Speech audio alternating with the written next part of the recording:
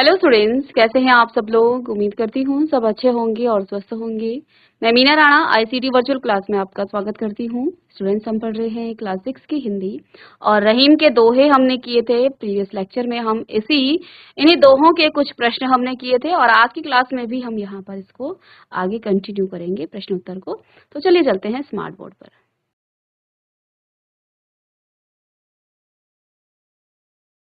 चलिए, तो यहाँ पर हमने एक दोहा पढ़ा था कबीरदास का। प्रश्न था कि आपको अपने मनपसंद, जो आपको बहुत अच्छा लगता है, उस दोहे को लिखना है और उसके शब्दों जो है अपने शब्दों में लिखना है। उसकी भाषा शैली किस तरह की है और क्या उससे आपको क्यों वो दोहा अच्छा लगता है। ठीक है, तो पाठ से बाहर का भी हो सकता था। तो हमने प्रीवियस लेक्चर में यहाँ पर डिस्कस किया था, ऐसी वाणी बोलिए मन का आपा खोए, और को शीतल करे आपहु शीतल होए। कबीरदास जी का ये दोहा है और इस दोहे के माध्यम से कबीरदास जी हमें ये संदेश देते हैं कि मधुर वाणी की महत्ता को वो समझा रहे हैं कि हम जब किसी से मधुर वाणी में बात करते हैं, मधुर वाणी में किसी के साथ हम बोलते हैं, तो उसका क्या प्रभाव पड़ता है। वे कहते हैं कि हमें हमेशा ऐसी भाषा बोलनी चाहिए जो न केवल दूसरों को सुखद अनुभूति दे बल्कि हमें भी आनंदित करे। जब कोई व्यक्ति मधुर और विनम्र भाषा का उपयोग करता है तो उसका प्रभाव केवल सामने वाले व्यक्ति पर ही नहीं पड़ता बल्कि खुद पर भी पड़ता है। जिस प्रकार शीतल जल पीकर व्यक्ति को राहत मिलती है, उसी प्रकार मीठे शब्द सुनकर मन प्रसन्न हो जाता है। तो जब आप किसी के साथ मीठे वचन में बात करेंगे, मीठे शब्द आप कहेंगे, तो उस व्यक्ति का मन भी प्रसन्न होगा और साथ में आप बोलने वाले का मन भी प्रसन्न हो जाता है। इस दोहे का पहला भाग हमें सिखाता है कि जब हम प्रेम पूर्वक बिना किसी अहंकार या क्रोध के बोलते हैं तो हमारा मन हल्का हो जाता है। कठोर और कटु शब्द केवल झगड़े और मनमुटाव को जन्म देते हैं, जबकि प्रेम पूर्वक सही कही गई जो बातें हैं वो दिलों को जोड़ने का कार्य करती हैं। जब कोई व्यक्ति मधुर वचन बोलता है तो वह स्वयं भी मानसिक शांति का अनुभव करता है, क्योंकि अच्छी भाषा से केवल दूसरों को ही नहीं बल्कि स्वयं को भी सकारात्मक ऊर्जा मिलती है। ठीक है, तो ये हमने किया। अब दोहा हमें यह भी सिखाता है कि शब्दों की शक्ति बहुत बड़ी होती है। शब्दों में बहुत ताकत होती है। गलत शब्द रिश्तों को तोड़ सकते हैं, जबकि प्रेम और सम्मान से भरी हुई भाषा लोगों को करीब ला सकती है। इसलिए हमें अपनी वाणी पर संयम रखना चाहिए और हमेशा ऐसे शब्दों का चयन करना चाहिए जो दूसरों के हृदय को प्रसन्न कर दे।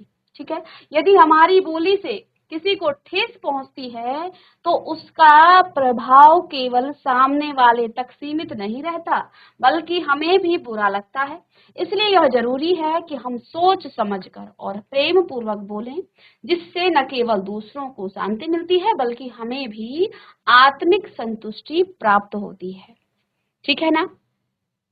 तो हमें हमेशा अपनी वाणी पर संयम रखना चाहिए। दूसरों को हम ऐसे वचन कहें कि दूसरों को भी उससे आनंद की अनुभूति हो और हमें भी उन वचनों को कहने से प्रसन्नता हो कि हाँ, हमने किसी के साथ अच्छे से प्रेम से व्यवहार किया है। ठीक है, यदि हमारी बोली से किसी को ठेस पहुंचती है या किसी को ठेस पहुंचती है तो उसका जो प्रभाव है वो केवल सामने वाले तक सीमित नहीं रहता बल्कि उसका बुरा प्रभाव हम पर भी पड़ता है। इसलिए यह जरूरी है कि हम सोच समझकर और प्रेम पूर्वक ही बोले, जिससे न केवल दूसरों को शांति मिले बल्कि हमें भी आत्मिक संतुष्टि प्राप्त हो।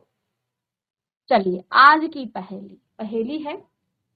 पहेली आपके सामने।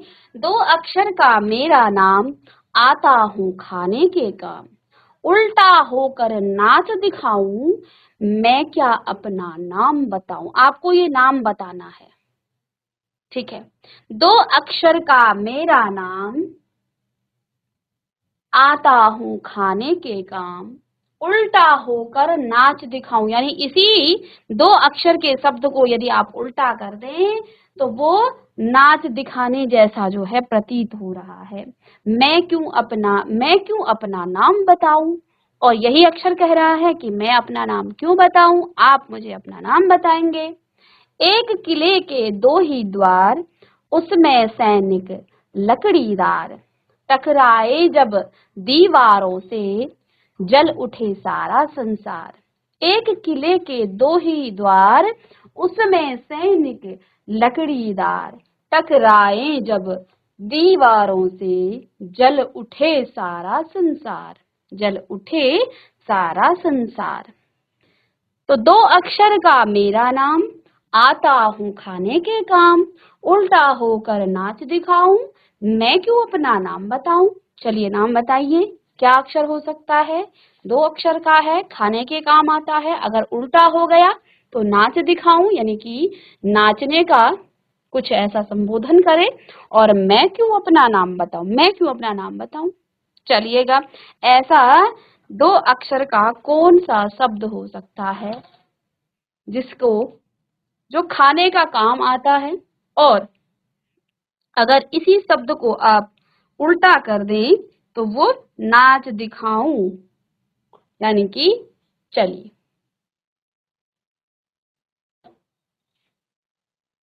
तो यहाँ आप देखिए, दो अक्षर का मेरा नाम, आता हूँ खाने के काम। तो वो कौन सा अक्षर है, देखिए, चना। चना, चना है उसका नाम। अब इसको उल्टा आप करोगे, इसी को आप उल्टा करोगे तो ये तो नाच। नाच का मतलब क्या है, नाचना। ठीक है, तो यही तो है।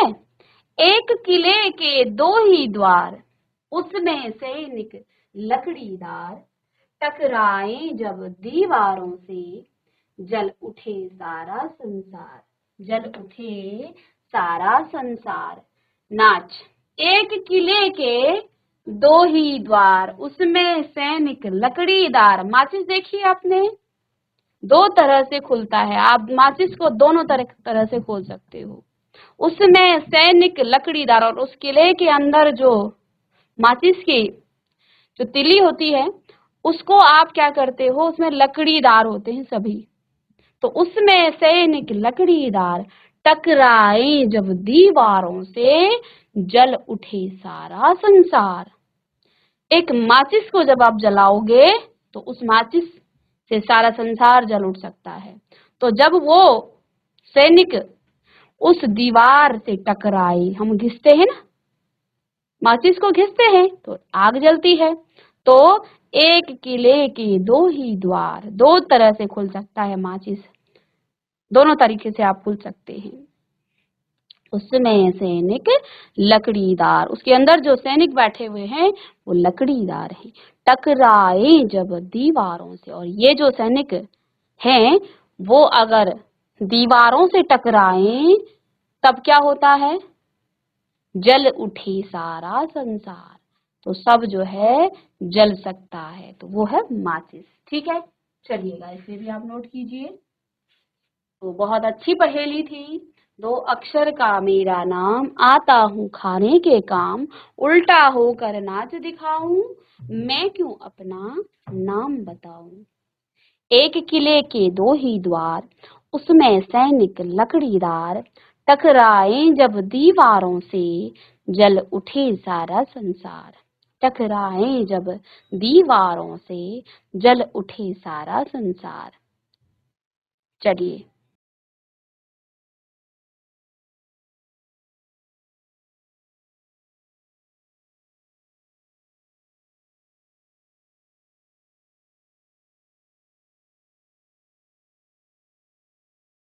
निम्नलिखित दोहों को ध्यान पूर्वक पढ़िए व प्रश्नों के उत्तर दीजिए। अब आपके दोहों पर आधारित यहाँ पर प्रश्न आते हैं। तो देखिए, इस तरह से भी आपको एग्जाम में पूछा जाता है। तो इस तरह से आपको क्या दोहे हम पढ़ लेते हैं।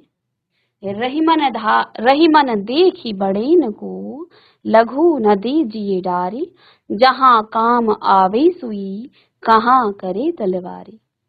तरवर फल नहीं खाते हैं, सरवर पिय ही न पान, कही रहीम पर काज हित, संपत्ति संचही सचही सुजान। चलिए दोहों को लिख लेंगे पहले।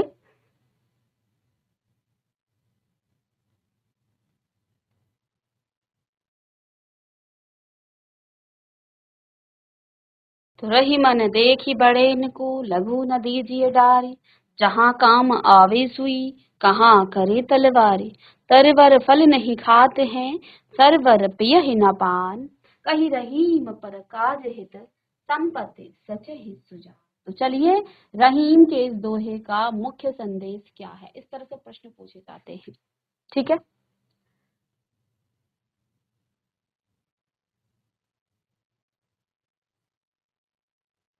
तो रहीम के इस दोहे का मुख्य संदेश क्या है।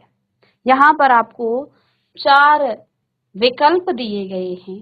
इस दोहे में रहीम जी क्या कहते हैं, छोटी चीजों का महत्व न समझें, बड़ों का आदर और छोटों की अपेक्षा उपेक्षा, सभी चीजों का अपना महत्व होता है, तलवार का महत्व ज्यादा होता है। क्या कहना चाहते हैं रहीम जी इस दोहे के माध्यम से, रही मन देखी बड़ेन को, लघु न दीजिए डारी। रहीमदास जी ने क्या कहा है, जहां काम आवे सुई, कहाँ करे तलवारी। जहां पर सुई काम आती है, क्योंकि सुई का काम होता है जोड़ना, तलवार का काम होता है तोड़ना या काटना। ठीक है, तो सुई जो है जोड़ती है, तलवार तोड़ती है, काटती है। तो अलग अलग काम है, यानी दोनों का अपना अपनी जगह पर, अपने स्थान पर जो है उस दोनों का महत्व है। तो तलवार का महत्व ज्यादा होता है, या बड़ों का आदर और छोटों की आपको उपेक्षा करनी चाहिए, या छोटी चीजों का महत्व नहीं समझना चाहिए, या सभी चीजों का अपना महत्व होता है। तो इस दोहे के माध्यम से रहीम जी कहना चाहते हैं कि सभी चीजों का अपना महत्व होता है, सभी चीजें जो है अपनी अपनी स्थान पर जो है महत्वपूर्ण होती हैं।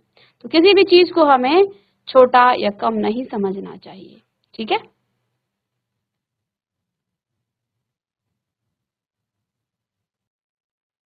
इसका उत्तर होगा ग। सभी चीजों का अपना महत्व होता है, सभी चीजों का अपना महत्व होता है। चलिए,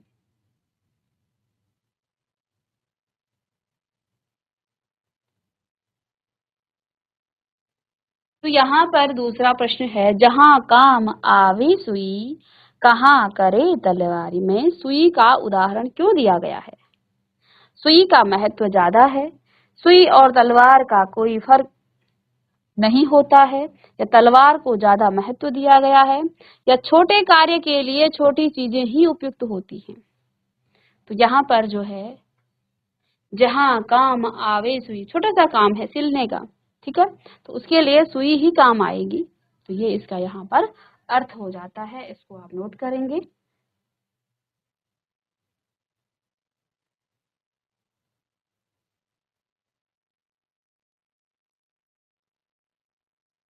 चलिए स्टूडेंट्स, नेक्स्ट क्वेश्चन, रही मन देखी बड़ेन को, लघु न दीजिए डारी का क्या संदेश है। इस दोहे का संदेश यह है कि हमें बड़ों का सम्मान करना चाहिए, छोटी चीजों या लोगों को भी उनका उचित महत्व देना चाहिए। सभी का अपनी जगह पर महत्व होता है, चाहे वो छोटा हो या बड़ा हो। तो यहाँ 2 संदर्भ में उन्होंने कहा है, वस्तु के संदर्भ में जैसे तलवार और सुई का उदाहरण दिया, और व्यक्ति के संबंध में भी है कि व्यक्ति जब बड़ों का साथ, बड़ों को देखने कर, बड़ों को साथ मिलने से उसे छोटों का सम्मान करना चाहिए, है ना। रही मन देखी बड़ेन को, लघु न दीजिए डारी का क्या संदेश है। ठीक है, तो इस दोहे का संदेश यह है कि हमें बड़ों का सम्मान करना चाहिए, और छोटी चीजों या लोगों को भी उनका उचित महत्व देना चाहिए। ठीक है, क्योंकि सभी का अपनी जगह पर महत्व होता है, चाहे वह बड़ा छोटा हो या बड़ा। चलिए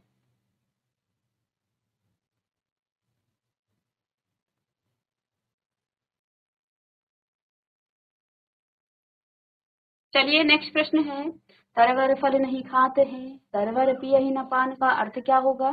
तो इस दोहे का अर्थ क्या है कि जैसे पेड़ अपने फल स्वयं नहीं खाते और तालाब तालाब जो है अपना पानी खुद नहीं पीते हैं, वैसे ही जो समझदार लोग होते हैं वो संपत्ति अपनी जो संपत्ति वो इकट्ठा करते हैं वो दूसरों के भले के लिए रखते हैं, न कि सिर्फ अपने लिए। यह प्रकृति का की परोपकारी भावना को बताता है।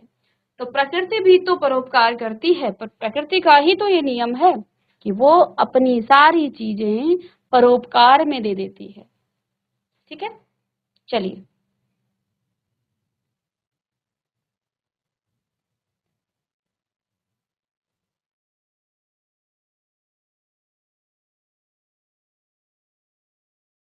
चलिए नेक्स्ट प्रश्न है, कही रहीम पर कार्यहित संपत्ति सचहि सुजान में सुजान शब्द का क्या मतलब है? तो हमने लेक्चर में बता ही दिया है कि सुजान का अर्थ होता है समझदार या जो आपके ज्ञानी व्यक्ति होते हैं, जो बुद्धिमान व्यक्ति होते हैं, समझदार व्यक्ति होते हैं, उसे सुजान का कहा जाता है। तो क्या कहा है, कहीं रहीम पर का रहीम दास जी कहते हैं कि जो बुद्धिमान व्यक्ति, समझदार व्यक्ति, ज्ञानी व्यक्ति होते हैं वे अपनी संपत्ति का संचय, अपनी संपत्ति को इकट्ठा करते हैं परोपकार के लिए, दूसरों की भलाई के लिए। ठीक है, यानी कि वो अपने निज स्वार्थ के लिए नहीं बल्कि दूसरों के परोपकार के लिए ही अपनी संपत्ति का संचय करते हैं, उसे इकट्ठा करते हैं और अपनी संपत्ति को जो है दूसरों की भलाई में वो लगा देते हैं। अन्यथा जो व्यक्ति स्वार्थी होते हैं वो आजीवन अपने धन संपत्ति का संचय करते हैं, लेकिन उस धन संपत्ति को वो ना तो गरीबों के लिए ना जरूरतमंदों के लिए वो काम आती है, और एक दिन वो स्वयं भी उस संपत्ति का जो है उपयोग नहीं कर पाता है और वो भी इस दुनिया से चला जाता है। ठीक है, तो इसलिए जो भी हमने कमाया है, जो भी हमारे पास है, उसका हमें कुछ भाग गरीबों को, जरूरतमंदों को देना चाहिए। वही जो है बुद्धिमानी है, अन्यथा हम कुछ भी अपने साथ लेकर नहीं जाते हैं। दूसरों पर परोपकार करेंगे तो ये जो है श्रेष्ठ धर्म है, श्रेष्ठ कर्म है, और इसी पर हमें चलना चाहिए, क्योंकि प्रकृति भी हमें यही नियम सिखाती है। प्रकृति ने भी यही बताया है कि परोपकार करना चाहिए, दूसरों की भलाई करनी चाहिए। ठीक है, चलिए इसके बाद रही मन धागा, ये तो प्रश्न पहले जो हमने दोहे लिखे थे उन पर आधारित था। दूसरा यहाँ पर काव्यांश है या दोहे हैं, रही मन धागा प्रेम का, मत तोड़ो छिटकाए, टूटे से फिर ना मिले, मिले गांठ परी जाए, रही मन पानी राखिए, बिन पानी सब सून, पानी गए न उबरे, मोती मानुष चून। चलिए, तो यहाँ पर इस दोहे को आप लिखिएगा और फिर हम इसके आधारित कुछ प्रश्न करते हैं। तो इसी तरह से आपके काव्यांश में पूछे जाते हैं, काव्यांश पूछा जाता है और फिर उस पर आधारित प्रश्न, और गद्य पर आधारित भी आते हैं, अपठित गद्यांश भी होते हैं। अपठित का अर्थ होता है जो आपने कभी पढ़ा ना हो, कुछ ऐसा आप नया होगा, उससे आधारित आपको प्रश्न, तो ये आपकी सोच बुद्धि और उसी के आधार पर आपको प्रश्नों के उत्तर देने होते हैं गद्यांश के आधार पर। तो चलिए, टूटे से फिर ना मिले और मिले गांठ पड़ जाए, इसका क्या अर्थ है?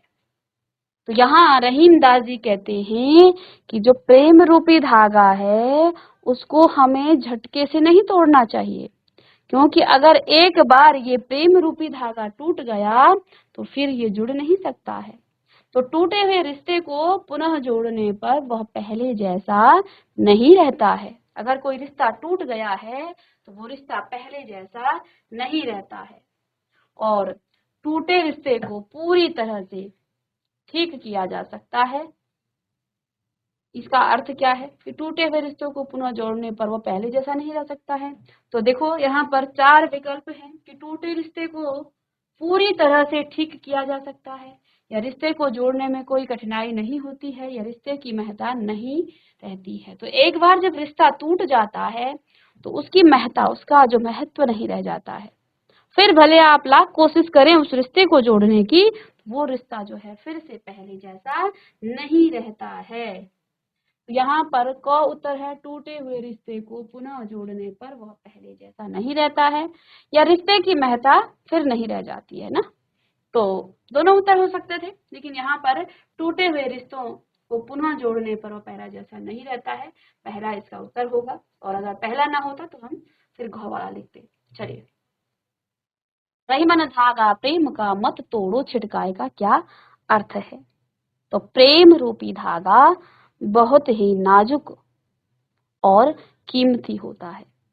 जिस प्रकार से हम अपनी कीमती वस्तुओं को क्या करते हैं, अब कोई भी व्यक्ति आप देखिए, आप अपने सोने चांदी हीरे मोती को हमेशा किसी तिजोरी में सजो कर रखेंगे और उसे जो है सबसे बचा कर रखते हैं ताकि उसे कोई चोरी ना करे, और चोरी करने से नुकसान होगा। ऐसे ही प्रेम रूपी धागा भी होता है, ठीक है, कीमती है ये प्रेम रूपी धागा। इसको आपने संजो कर रखना है, इसको कोशिश करनी है कि इस धागे को टूट ना पाए, ये धागा हमेशा जो है बना रहे, इसे कभी तोड़ना नहीं चाहिए, क्योंकि एक बार टूटने के बाद इसे जोड़ना बहुत ही मुश्किल हो जाता है और फिर वह रिश्ते में कोई गांठ अवश्य रह जाती है। तो उस रिश्ते में फिर जो है गांठ हमेशा के लिए रह जाती है, क्योंकि जब धागा आप तोड़ते हैं तो उस धागे को आप पूर्व अवस्था में तो नहीं ला सकते हैं, और अगर आपने जोड़ने की कोशिश की तो उसमें गांठ मारनी पड़ेगी, और गांठ अगर पड़ जाए तो फिर जो है वो रिश्ते में, वो धागे में वो वाली बात नहीं रहती है। तो ऐसा ही प्रेम रूपी जो धागा है उससे जो है यहाँ पर कहा है कि उसको जो है नहीं तोड़ना चाहिए, और वो बहुत नाजुक है और कीमती है। ठीक है, चलिए नेक्स्ट थर्ड क्वेश्चन, रही मन पानी राखिए बिन पानी सब सून, इसका अर्थ। तो यहाँ पर चार ऑप्शन दिए गए हैं। पानी का महत्व कम नहीं होता है, पानी के बिना सब कुछ व्यर्थ है, पानी जीवन का कोई हिस्सा नहीं है, पानी केवल पेड़ पौधों के लिए उपयोगी है। तो इसका अर्थ क्या होगा? पानी के बिना सब कुछ व्यर्थ है, सब कुछ। यहाँ पर तीन बातें कही गई थी। क्या बातें थी? सबसे पहले था मोती, मोती के संदर्भ में पानी कहा था रहीमदास जी ने कि मोती में चमक होनी चाहिए। दूसरा कहा था व्यक्ति, तो व्यक्ति में विनम्रता या सम्मान होना चाहिए, जिस व्यक्ति का सम्मान नहीं है उसका जीवन भी व्यर्थ है। ठीक है, और पानी जीवन का कोई हिस्सा नहीं। ये तीन ऑप्शन जो है बिल्कुल गलत है। यहाँ पर ऑप्शन 2 ख है वो आपका बिल्कुल सही है कि पानी के बिना सब कुछ व्यर्थ है, पानी के बिना सब कुछ व्यर्थ है। इस दोहे में पानी शब्द का किस प्रकार उपयोग किया गया है? पानी का मतलब सिर्फ जल है, पानी का मतलब केवल पीने के लिए पानी है, पानी का मतलब विनम्रता, आभा और जीवन से है, और पानी का कोई विशेष महत्व नहीं है। तो यहाँ पर इस दोहे में पानी के तीन मतलब थे, विनम्रता हो गया, आभा हो गया और जीवन से है। ठीक है, तो चलिए लिखेंगे इसे भी।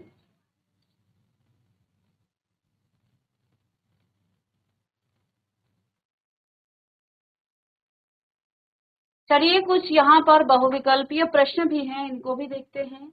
मानुष का अर्थ, मोती मानुष चून, तो मानुष का अर्थ मनुष्य, राक्षस, पक्षी या स्वभाव। तो मानुष का अर्थ होता है मनुष्य, मानुष का अर्थ होता है मनुष्य। चलिए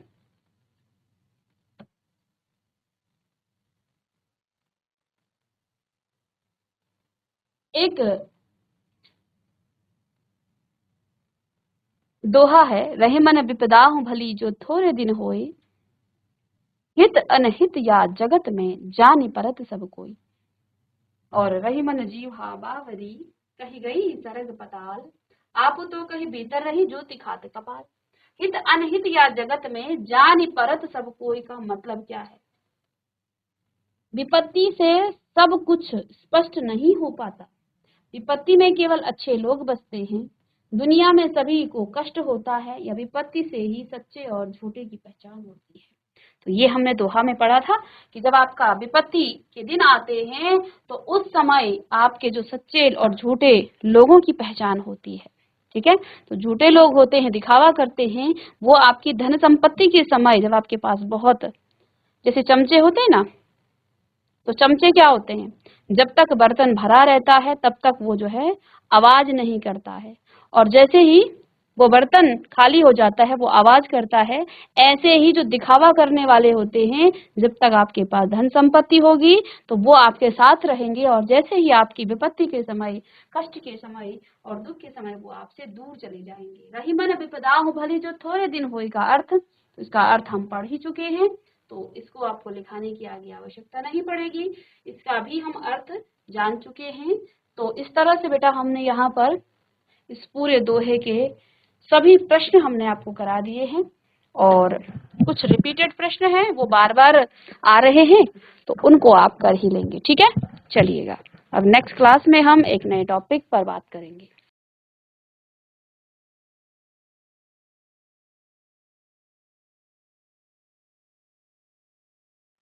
तो बच्चों, आज की क्लास में हमने रहीम के दोहे के सभी प्रश्न कर लिए हैं। उम्मीद करते हैं सभी प्रश्न आपने किए होंगे अपनी नोटबुक में। अब हम नेक्स्ट क्लास में मिलेंगे एक नए चैप्टर के साथ। तब तक के लिए thank you and have a nice day.